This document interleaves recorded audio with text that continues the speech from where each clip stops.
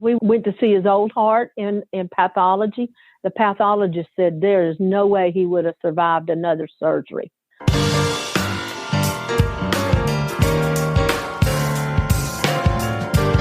Welcome to Heart with Anna. I am Anna Jaworski and the mother of a son with a critical congenital heart defect. He has had 3 open heart surgeries, and Alexander is my inspiration. He's also the reason I am the host of your program. Today's program is Baby Heart Transplant Miracle, and our guest is Susan May. We'll start today's program by learning a bit about Susan and her immediate family in segment 1. In the second segment, we'll talk about life after transplant. And in the final segment, we'll learn about what it has been like for Susan to watch her son grow up, get married, and have a baby of his own, all while continuing to live with his original transplanted heart. Susan May is mom to Nick, who is 32 years of age. He was born with hypoplastic left heart syndrome, transposition of the great arteries, coarctation of the aorta, and a septal defect.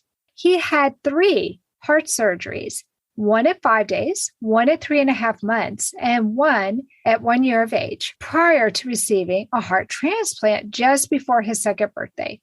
Nick is one of the first children in the United States to receive a heart transplant and is the 5th longest living transplant recipient.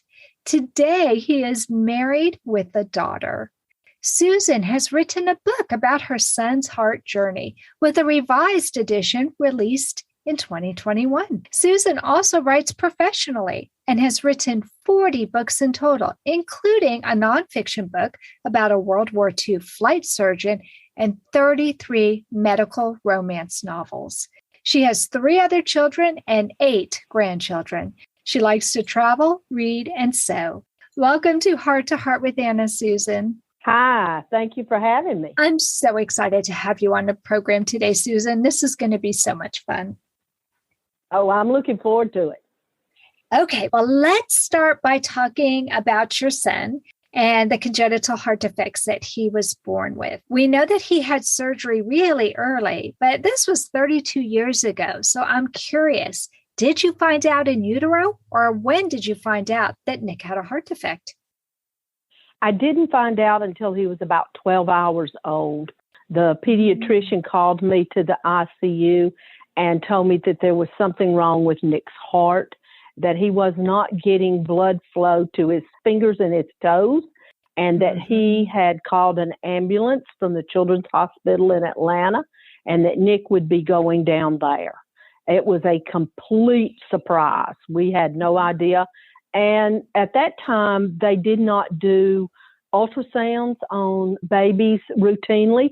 It was considered a extra if you just happened to want to know what the baby's sex was. And my husband and I didn't have the money for that sort of stuff. And we were happy with a surprise on what the sex was. So we got more surprised than we intended to get, I assure you. And 32 years ago, the quality of the ultrasounds wasn't that great anyway.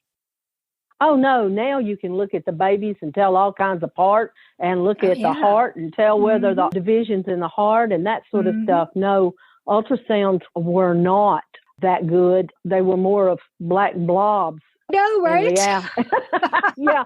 Where now they're actually colored up and you can see them on Facebook if you want to. I know. They even have 3D imaging. Isn't that amazing? Oh, yeah. It is. It is. And I can remember when Nick was in a study for 3D imaging just to do the hearts and do Doppler imaging. And now that's a routine thing.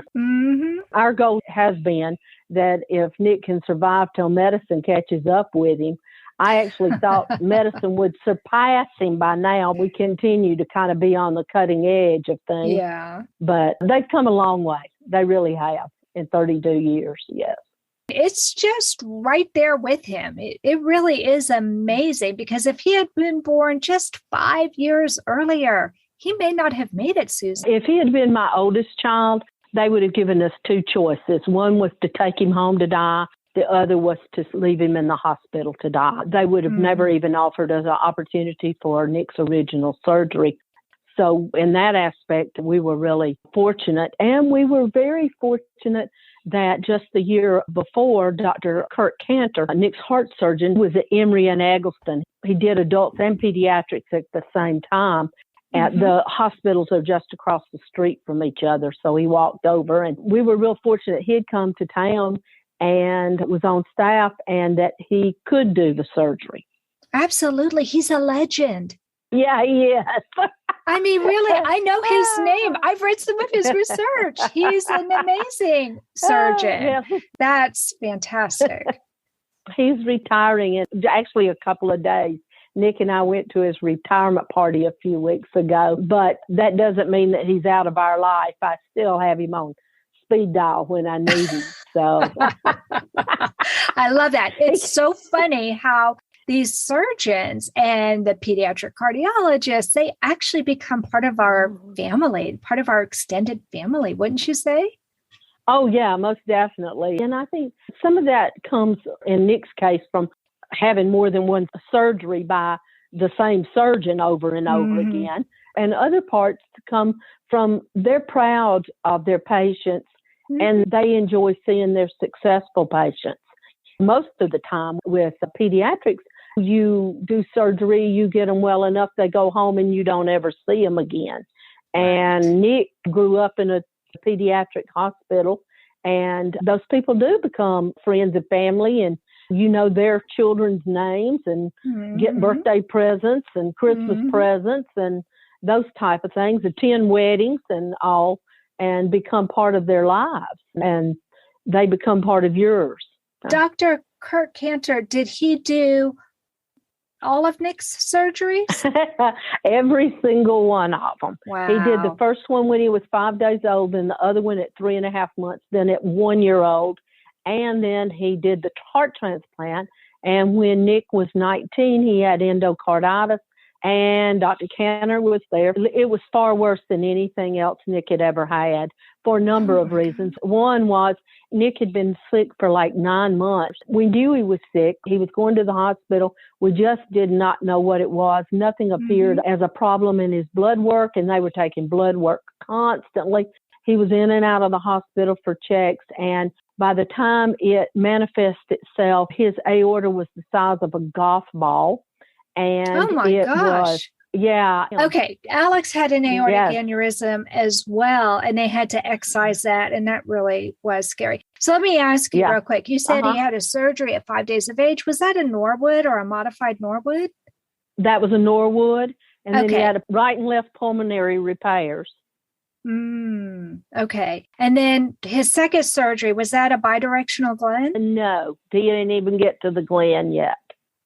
His pulmonaries were so narrow, they repaired both of those. And when he got ready to have a transplant, the debate was whether to have the glen, and we never got to the glen. He had the transplant. Okay. By the time he had the 2 pulmonary repairs, his heart had taken a licking. In fact, we went to see his old heart in pathology. The pathologist said there is no way he would have survived another surgery.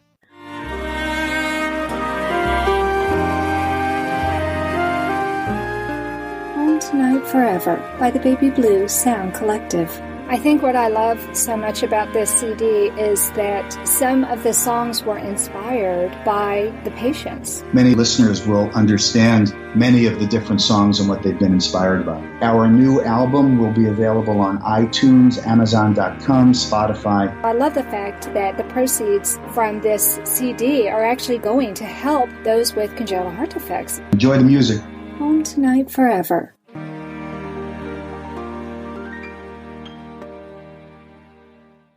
This content is not intended to be a substitute for professional medical advice, diagnosis, or treatment. The opinions expressed in the podcast are not those of Hearts Unite the Globe, but of the hosts and guests, and are intended to spark discussion about issues pertaining to congenital heart disease or bereavement.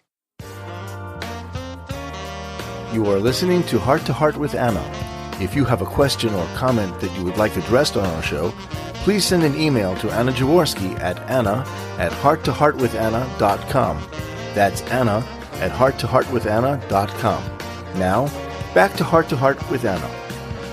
Let's start this segment by talking about life after transplant, because let's face it, most of Nick's life, he has had this transplanted heart. So you say he got his transplant before the age of 2. We know he didn't have the Fontan, but it sounds like he had a really complicated heart that didn't go the traditional path that children who are born today with a single ventricle heart would go through. So tell me what his experience was like. After his transplant, it looked like they had put red lipstick on his lips.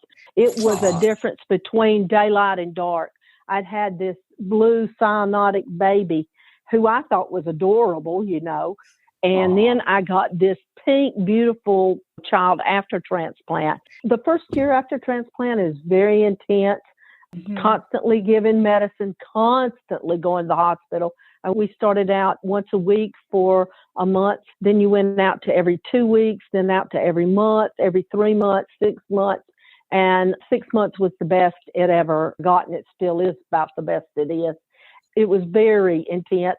If you ran a 99.5 temperature, which is a nothing temperature, we still went to the hospital because he was immunosuppressed. Then his temperature didn't accurately read a normal person's body. There were a number of times that I was driving in downtown Atlanta at 2 a.m. That was not unusual, just Nick and I driving around on our way to the hospital. I remember I missed the last ball game of the World Series when the Braves won the first time because we went to the hospital at 2 a.m. in the morning, and the next night I couldn't keep my eyes open to watch the last ball game. And but goodness. that was the way life was. But after the first year, it smoothed out, and we went every 6 months. It was a real significant day when the transplant coordinator called and said, "Y'all come down for a biopsy on this day." And I told her, "We can't make it that day. We've got other plans." And the hospital had controlled our lives for years. We went the next week or maybe 2 days after or whenever. But I learned that the hospital got on my family schedule instead of us being on their schedule. And just love that, because then that means you got your life back. Yes. Yes. It controls you enough. Let me put it that way, because it was not unusual for us to go off on a trip and I would have to take Nick to an emergency room.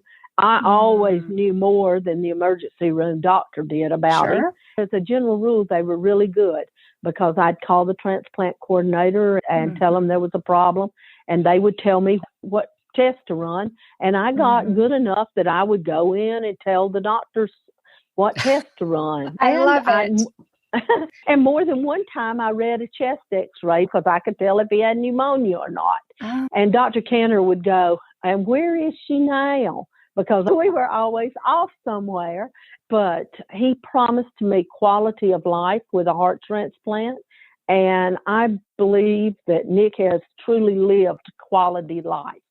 But he went and did as a kid and has traveled extensively and still loves to travel, takes his family and goes 2 or 3 times a year. He's gone somewhere with his family, and that's part of living and surviving and doing. And that's what a heart transplant's all about, is making the most of the life you're given. Exactly. So it sounds like he went in very cyanotic, very blue, maybe not having a whole lot of energy. And when he came out, he was pink. Did you see his energy level increase after that? Oh, definitely. But he also has things that are significant to his heart because of his prior physical makeup. He uses one lung mainly. So it makes it difficult for him to run. In high school, he was afraid he wasn't going to pass his PE test to graduate because you had to run a mile. And he was afraid he wasn't going to be able to do that, which he did. He actually ran the mile. His teacher would not have flunked him for it, but he was concerned about it. And I told him, go out there and give it his best effort. And he was very proud of himself because he did actually achieve that. But it's still difficult for him to run. But he water skis and snow skis and played tennis on his high school tennis team. And he was able to play tennis with one lung? Yeah. Well, he has both of his lungs. He just gets 80% of his blood flow to one lung and 20% to the other. So that makes it more difficult for him. But he wrestled in middle school.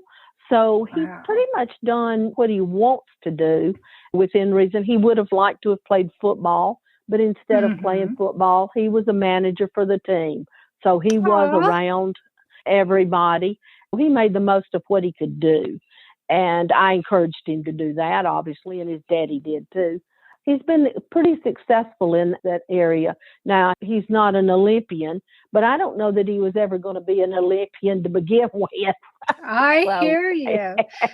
Well, it sounds like he was able to experience a lot of the things that boys his age would have experienced in school. What was his self-esteem like when he was in high school?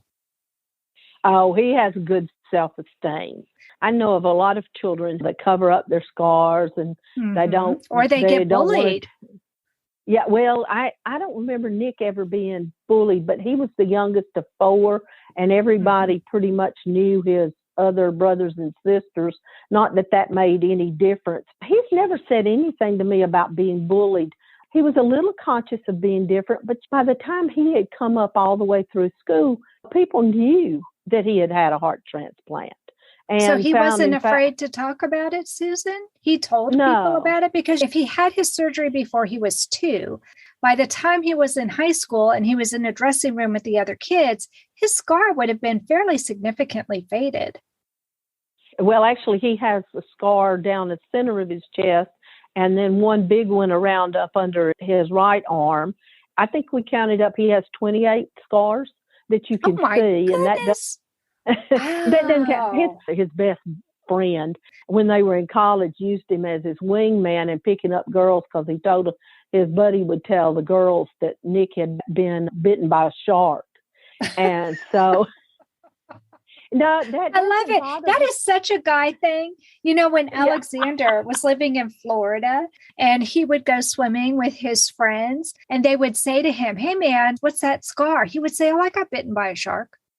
That's what he would say too. I think it's totally a guy thing.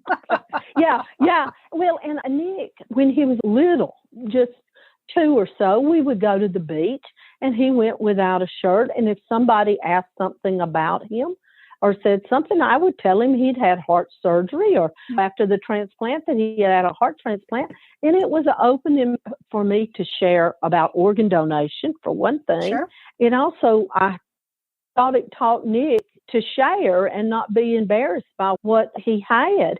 He still struts around like he's got muscles like some big pro football player, and he doesn't. He's tall and thin and lanky, you know.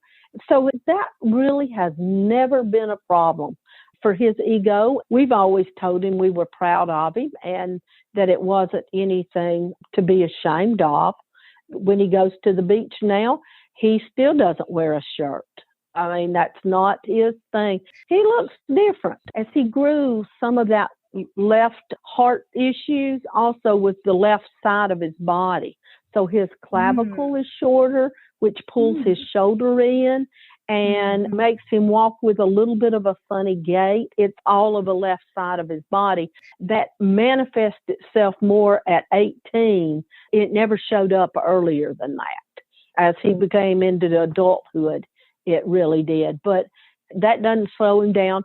He did tell them when he started working full time and he was the boss, he told a couple of the people he worked the closest with that he had had a heart transplant, that if something happened, if he passed out or something odd, for them to call 911 right away. That's not his lead line, though. You know, I've had a heart transplant. It's more of after you get to know me, I tell you about it kind of thing.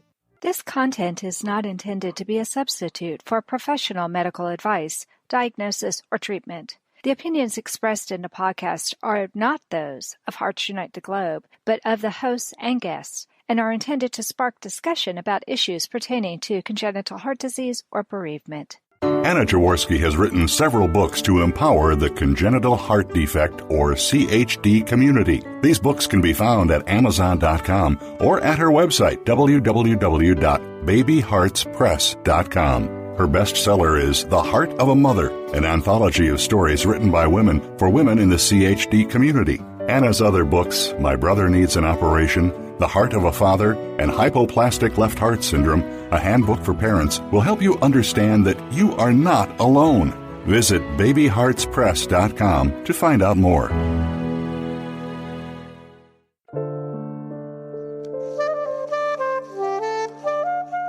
Heart to Heart with Anna is a presentation of Hearts Unite the Globe and is part of the Hug Podcast Network. Hearts Unite the Globe is a non-profit organization devoted to providing resources to the congenital heart defect community to uplift, empower, and enrich the lives of our community members. If you would like access to free resources pertaining to the CHD community, please visit our website at www.congenitalheartdefects.com for information about CHD, the hospitals that treat children with CHD, summer camps for CHD survivors, and much, much more. Susan, I was so impressed that Nick was one of the first infant heart transplant recipients in the United States and that he's thriving today. But I understand he had a scare when he was 19 years old. Can you tell us about what happened?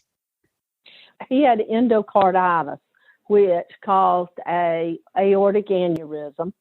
And we didn't know he had been sick for some time. And finally, it manifested itself in a nasty way.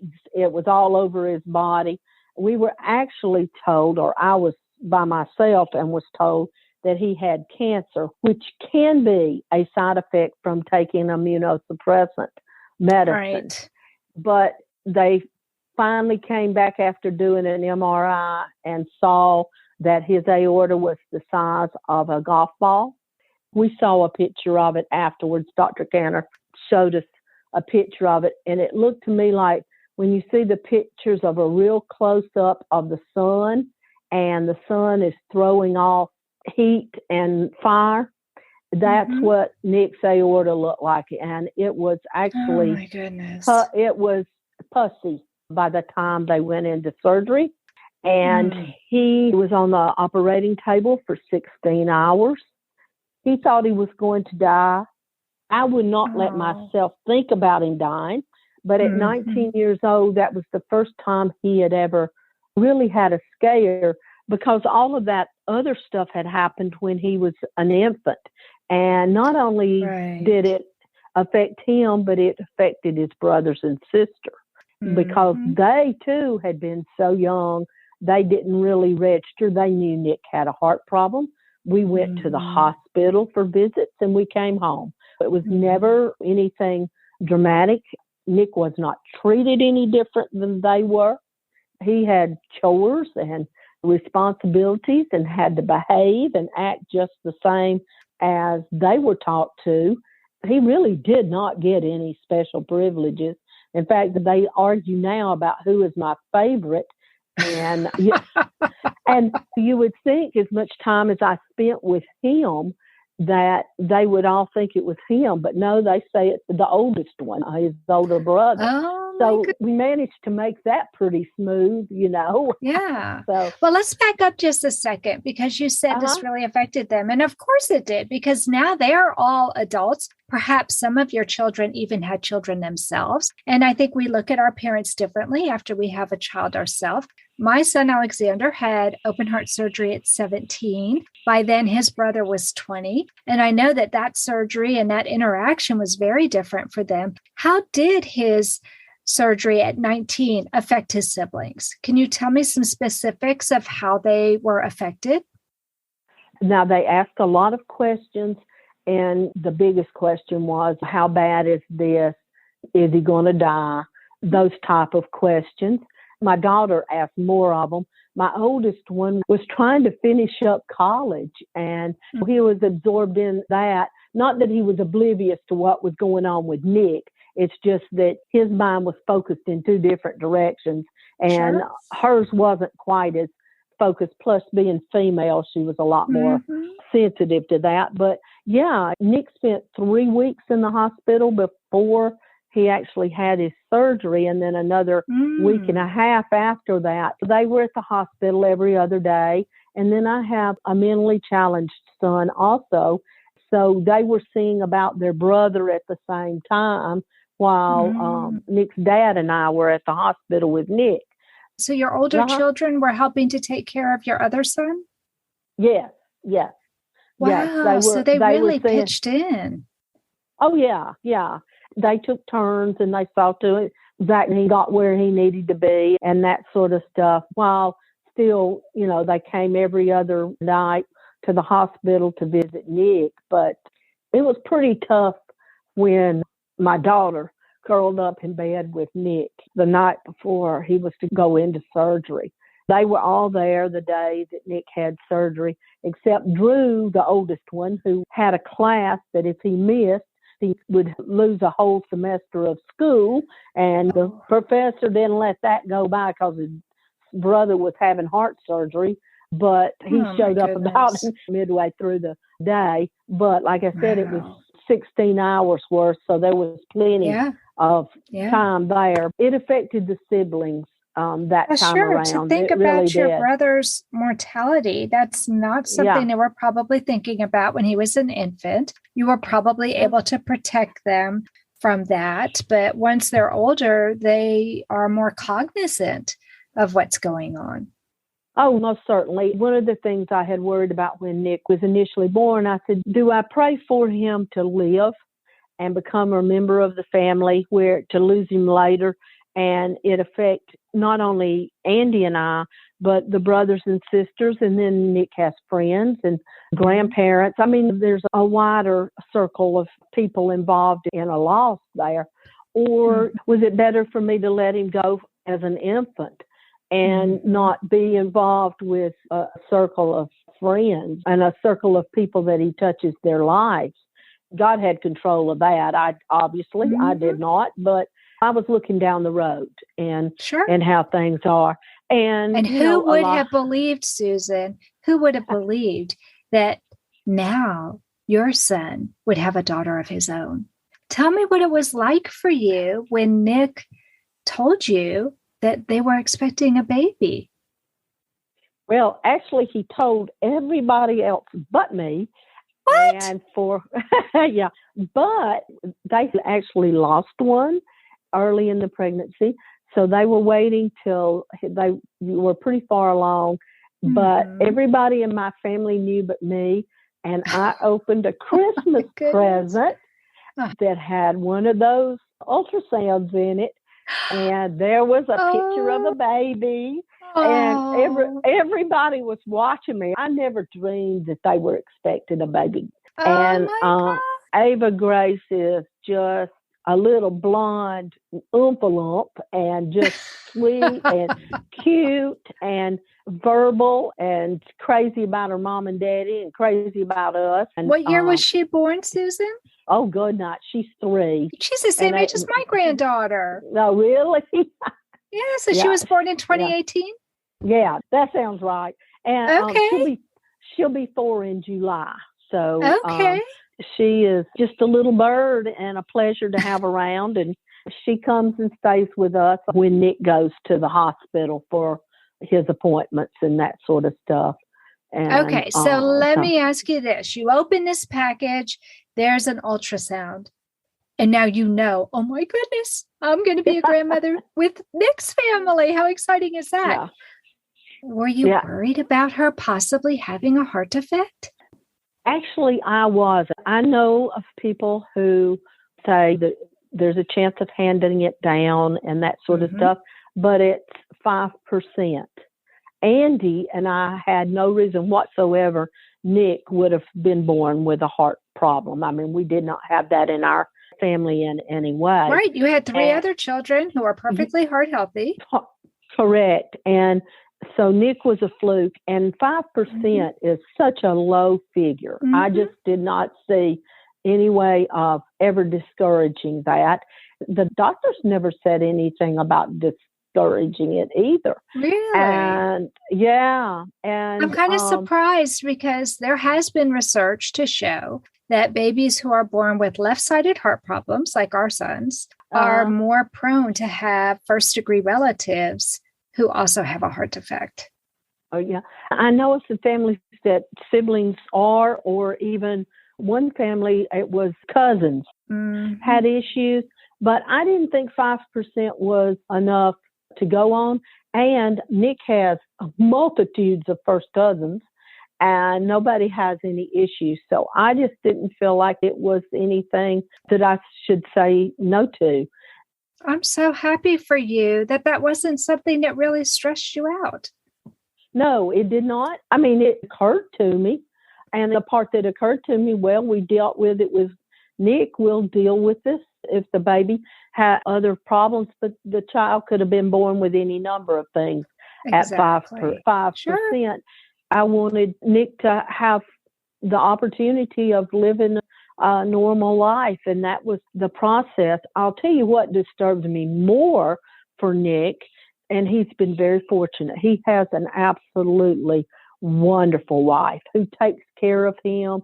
And if he doesn't do right, she calls me. Oh, no. You tag team it with him. Oh, no. Yeah, yes, exactly. We're forced to be reckoned with. But what does disturb me is the figure that 70% of chronically ill heart patients have no significant other.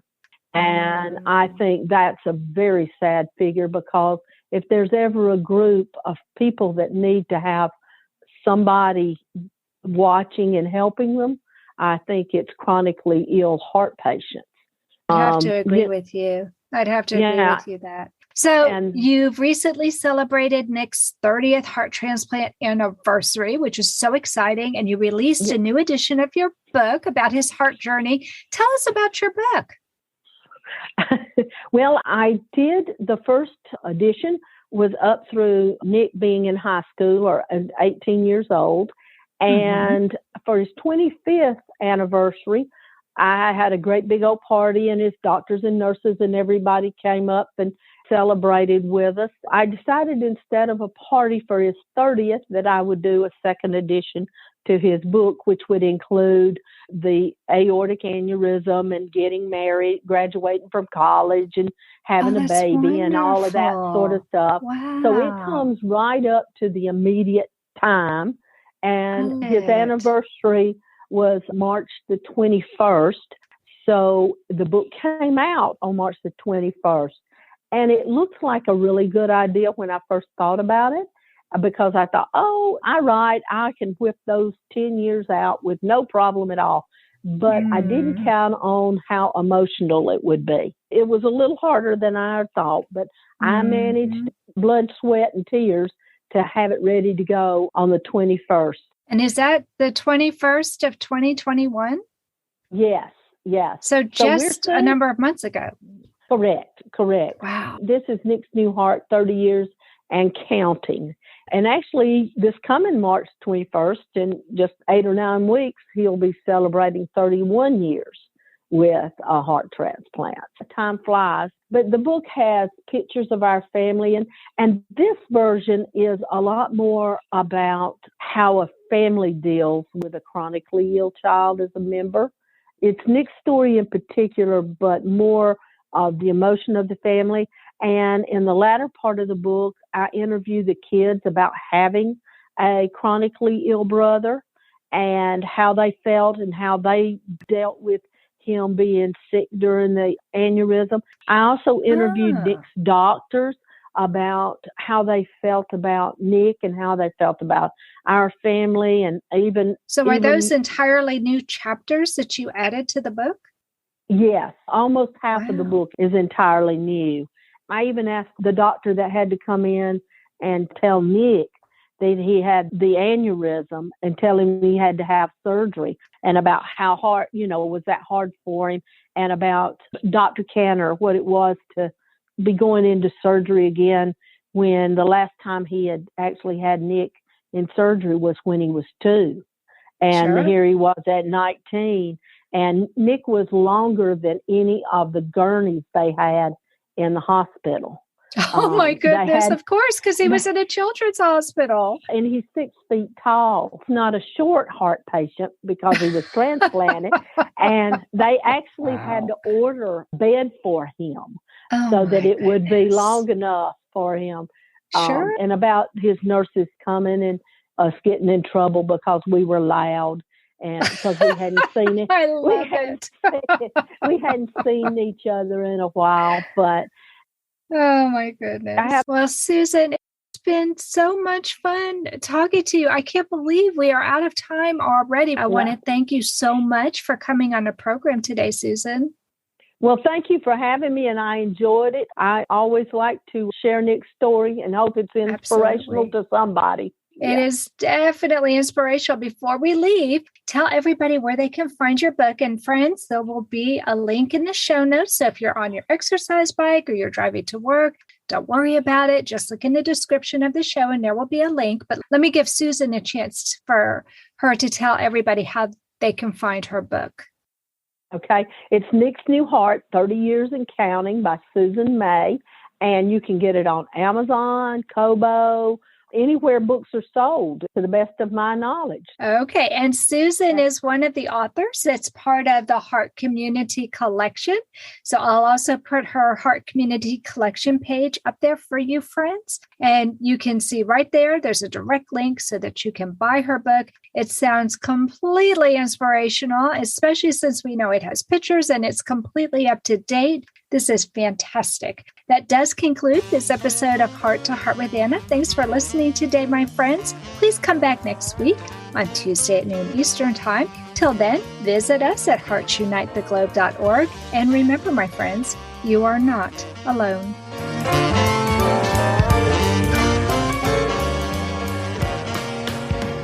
Thank you again for joining us this week. We hope you have become inspired and empowered to become an advocate for the congenital heart community. Heart to Heart with Anna with your host, Anna Jaworski, can be heard at any time wherever you get your podcasts. A new episode is released every Tuesday from noon Eastern Time.